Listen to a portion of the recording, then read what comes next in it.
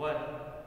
जैसा कि एक्सरसाइज 8.1 में हम लोगों ने क्वेश्चन नंबर 1 to 5 पढ़ा था।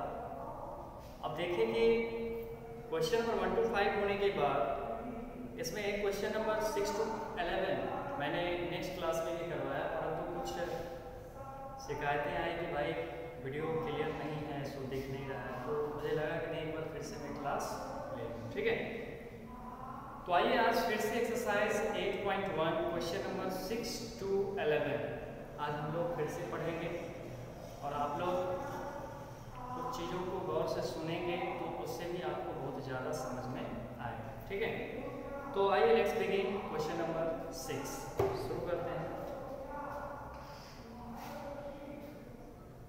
एक्सरसाइज 8.1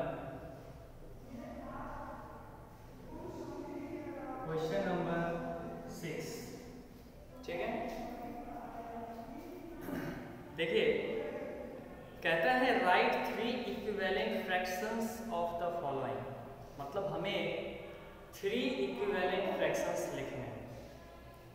क्वेश्चन नंबर 1 में क्या गिवन है, 4/7।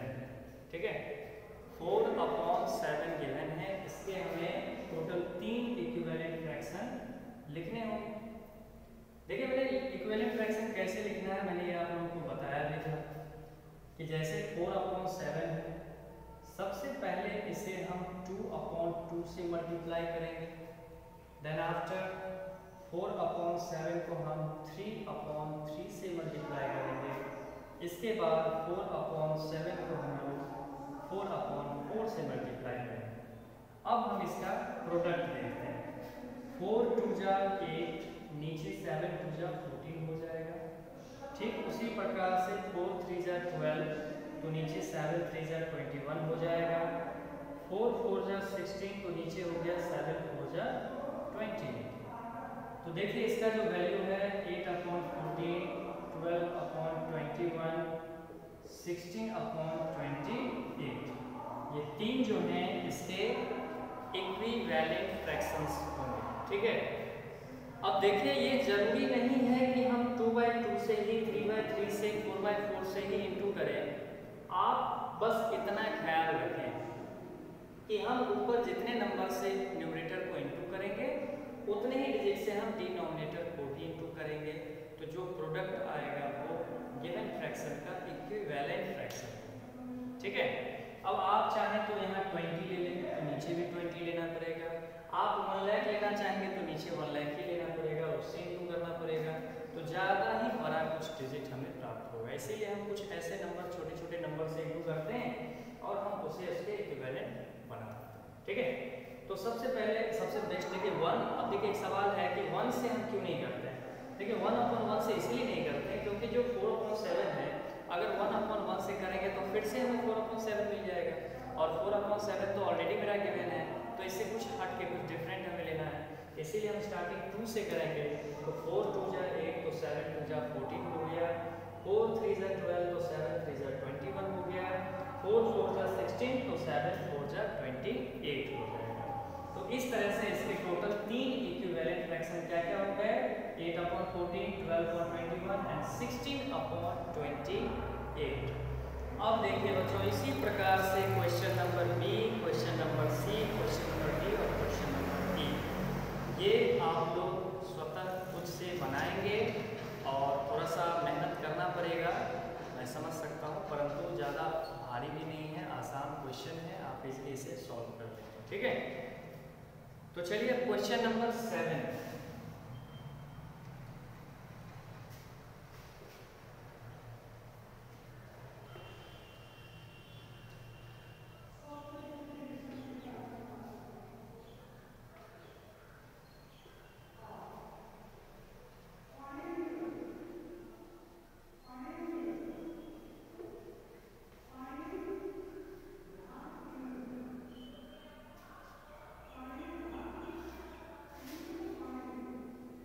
देखिए क्वेश्चन नंबर 7 में कहा जा रहा है check whether the following pairs of fractions are equivalent और नॉट।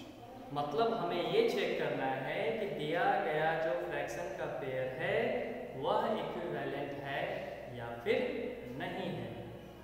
लिखा है use the cross multiplication method और हमें इसके लिए क्रॉस मल्टीप्लिकेशन मेथड भी यूज करना होगा। ठीक है, तो आइए सबसे पहले क्वेश्चन नंबर ए में क्या गिवन है 3/5 कॉमा 15/25। देखिए सबसे पहले हम 3/5 लिखते हैं और इधर 15/25 लिखते हैं।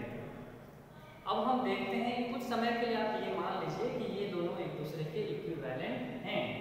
तो चलिए 3/5 = 15/25 हो गया। अब आप ये देखें कि इसे हमें क्रॉस मल्टीप्लिकेशन करना है, तो 3 को हम 25 से इंटू करेंगे इज इक्वल टू 15 को हम किससे इंटू करेंगे इस 5 से। तो देखिए 25 3 जा 75, इधर भी 15 5 जा 75। देखिए LHS और RHS दोनों आपका इक्वल है। LHS is equal to RHS। मैंने LHS के बारे में बताया था लेफ्ट हैंड साइड और RHS मीन्स होता है राइट हैंड साइड। जो लेफ्ट हैंड की तरफ वो LHS टर्म है और जो राइट हैंड साइड की तरफ वो RHS टर्म है।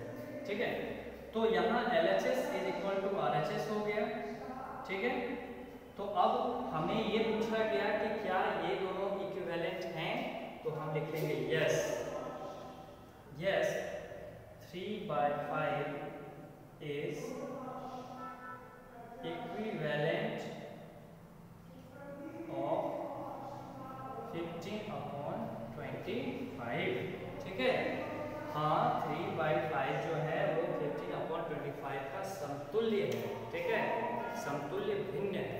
ओके, तो इसी प्रकार से question number B, C, D, E और F ये टोटल 5 सवाल आप लोगों को बनाने हैं और उसे भी कुछ इसी तरह से आप लोगों को लिखना है। क्रॉस मल्टीप्लिकेशन करने का बहुत ही आसान तरीका है। जैसे ये फर्स्ट फ्रैक्शन में जो न्यूमरेटर है उसको सेकेंड फ्रैक्शन के डिनोमिनेटर से इंटू करेंगे और सेकेंड फ्रैक्शन में जो न्यूमरेटर है उसको फर्स्ट फ्रैक्शन के डिनोमिनेटर से इंटू कर देंगे और दोनों का मल्टीप्लिकेशन जो आएगा आप उसे कंपेयर करेंगे। अगर वह इक्वल होगा तो वह इक्विवेलेंट फ्रैक्शन कहलाएगा, अगर वह इक्वल नहीं होगा तो वह इक्विवेलेंट फ्रैक्शन नहीं कहलाएगा। ठीक है, इसके बाद क्वेश्चन नंबर 8।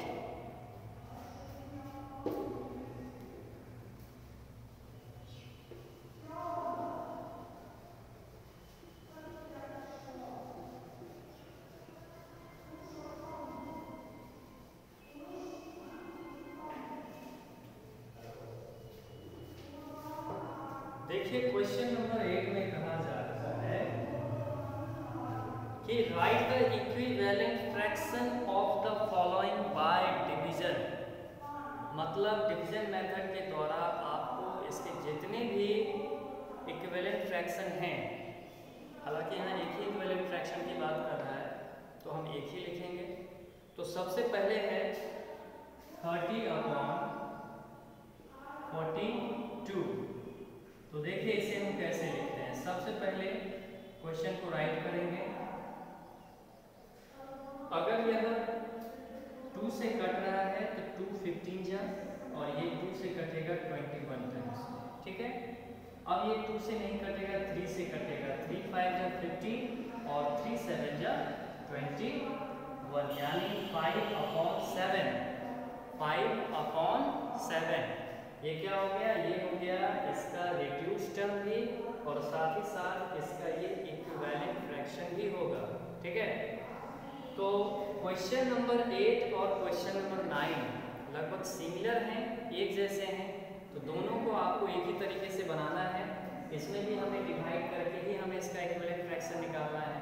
और आपको 9 में भी कहा जा रहा है reduce the following fractions to their lowest term.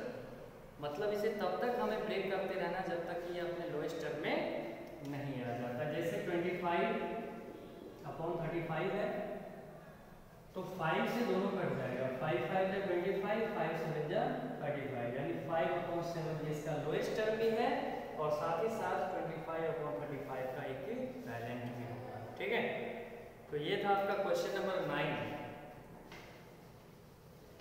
तो 8 और 9 आप लोग कर लेंगे, बाकी जो भी क्वेश्चन है। अब देखिए क्वेश्चन नंबर 10।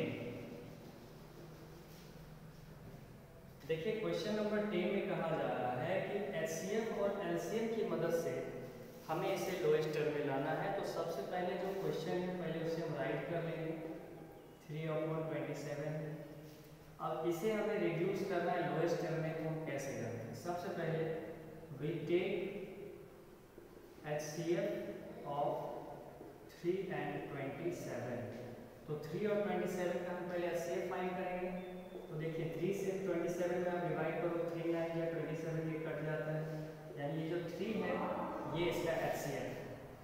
लिखेंगे नाउ 3/27, यानी जो भी HCF आए वही एक ऐसा नंबर है जो दोनों डिजिट को काट सकता है। 3 1 जा 3, 3 9 जा 27, यानी 1/9 जो है यह इसका लोएस्ट टर्म हो गया। ठीक है, तो इस तरह से आपका क्वेश्चन नंबर 10 भी कंप्लीट हो जाता है। अब देखिए क्वेश्चन नंबर 11। क्वेश्चन नंबर 11 में क्या कहा जा रहा है?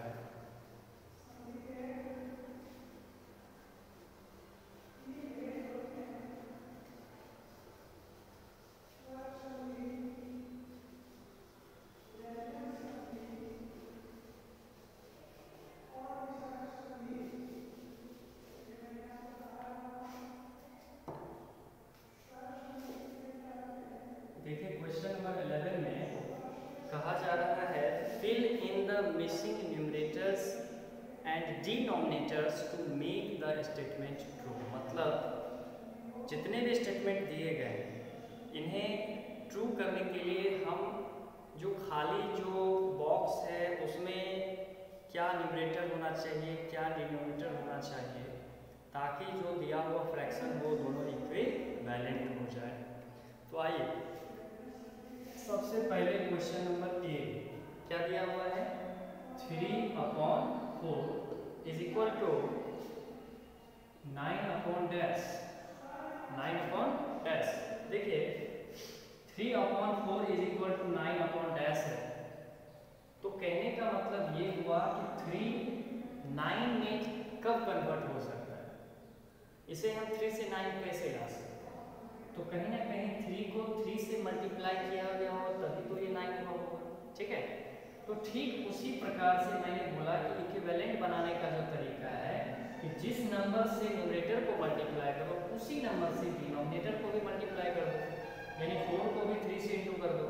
तो 3 3 जा 9, तो 4 3 जा क्या हो जाएगा?